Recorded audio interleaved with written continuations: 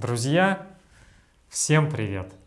Меня зовут Андрей, и мы продолжаем учить русский язык по увлекательным коротким рассказам.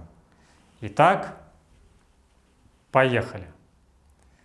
Визитной карточкой Багамских островов являются водоплавающие свиньи, которые проживают на пляже Пик-Бич, остров свиней, и нежатся в водах Атлантического океана под Багамским солнцем. Чтобы посмотреть на это чудо природы, мы купили экскурсию за $180.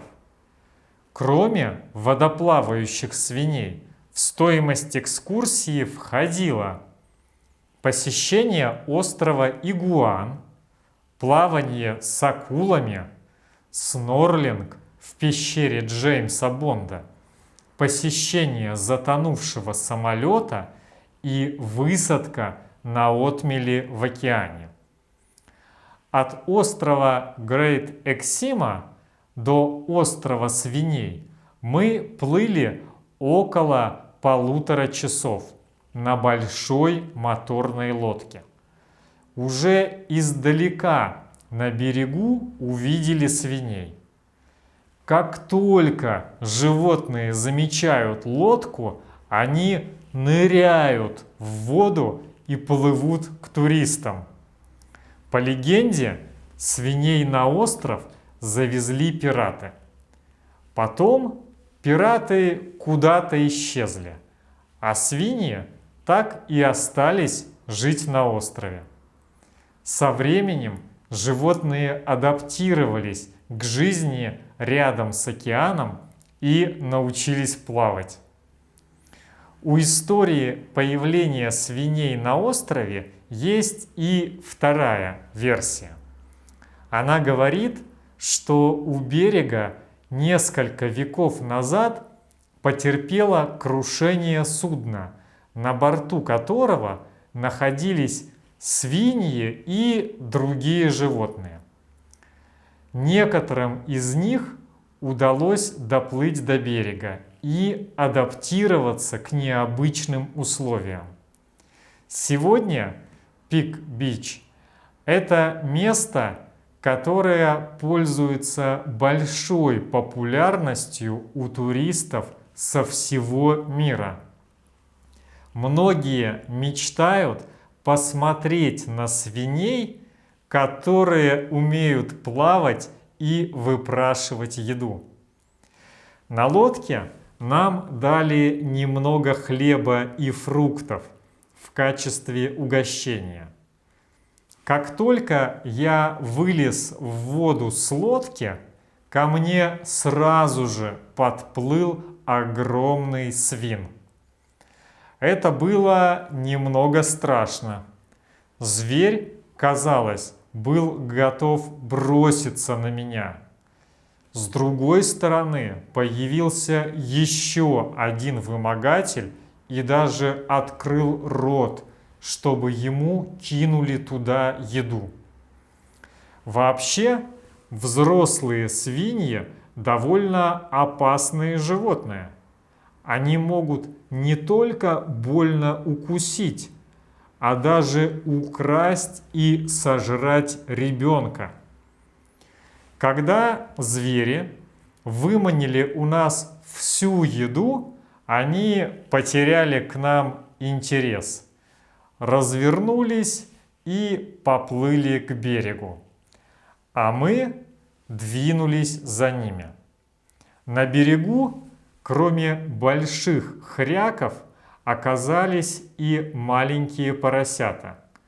Но плавать они еще не умели, поэтому толпились на берегу. Вообще, я насчитал на острове около 30 свиней, но мне кажется, что их в разы больше. Я подозреваю, что сейчас свиней здесь разводят ради туристов. Это действительно золотая жила. Ведь богамы без свиней уже не богамы. Кормить животных можно только хлебом и овощами. Категорически запрещено давать алкоголь.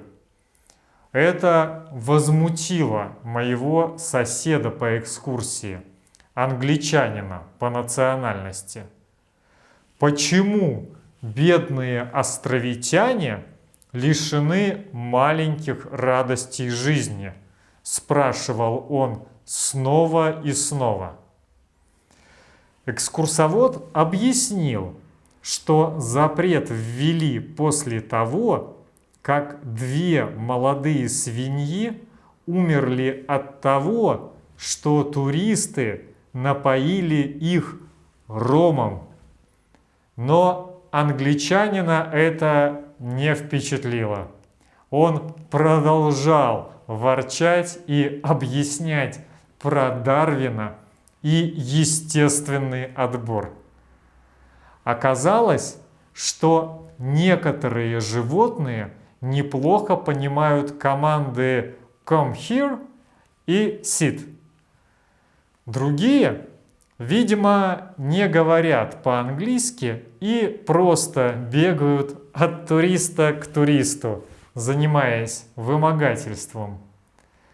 В один момент, когда я просто стоял с опущенными пустыми руками, ко мне подошла свинья и неожиданно укусила за пальцы.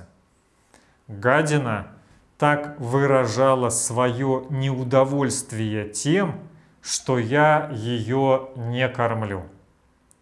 Женщины, бывшие с нами на экскурсии, бросились ловить и нянчить маленьких поросят. Не у всех получалось долго удерживать их. Поросята дрыгали ножками и начинали громко визжать, а их мама, огромная свинья, бежала к нам, угрожающе хрюкая. Наверное, вы видели красивые фотографии хрюшек на безлюдном песчаном пляже на фоне Голубого океана. В жизни все немного не так. Туристов на острове в разы больше, чем свиней. Трудно сделать фото, чтобы в кадр не попал какой-нибудь человек. В целом, мне на острове понравилось. Но больше всех был счастлив ворчливый англичанин. Он нашел способ угостить могучую и грозную маму-свинью из своей фляги и вернулся на наш корабль, довольный и с чувством выполненного долга. Вот такой забавный рассказ, друзья. А у меня на этом все. Спасибо, что досмотрели это видео. До встречи в следующих выпусках. Огромной вам удачи и пока!